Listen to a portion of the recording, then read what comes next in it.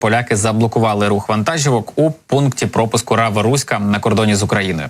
Об 11:20 від польської сторони надійшла інформація про початок блокування руху до пропускного пункту Гребенне. Представники місцевих фермерських господарств виступили з вимогою щодо зменшення ввезення зернових культур на територію Республіки Польща із України.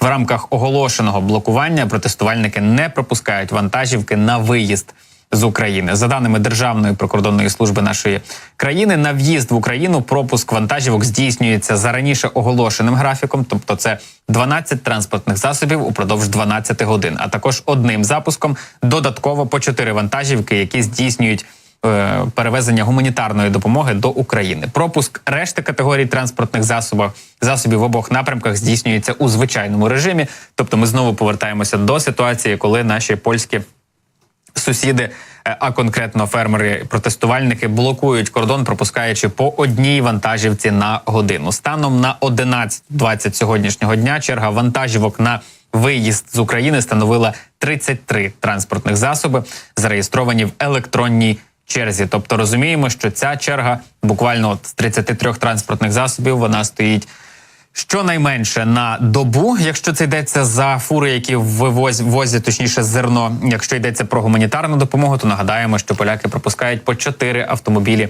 вантажівки, в годину, якщо це стосується гуманітарної допомоги. Якщо ще зерно, то йдеться про одну вантажівку за 1 годину. Насамкінець я традиційно закликаю вас донатити для нашого війська. В 24 каналу зараз є збір на 370 тисяч гривень. Ці гроші підуть на купівлю буса Volkswagen T5, і він піде для 24-ї бригади, конкретно для батальйону безпілотних систем. Вони сьогодні працюють одразу на кількох напрямках. На Донеччині, під Часовим Яром. Загалом ситуація там напружена, і вони дронами намагаються стримувати російські наступальні операції, називаємо це так, російські просування, штурми. Працюють вони не лише маленькими дронами, але і великими безпілотними літальними апаратами, і саме тому їм потрібен Volkswagen T5, а не умовно якийсь інший транспортний засіб чи якийсь пікап. Бо часто ці БПЛА бувають доволі великого масштабу, і помістити їх в пікап чи в звичайний автомобіль просто неможливо.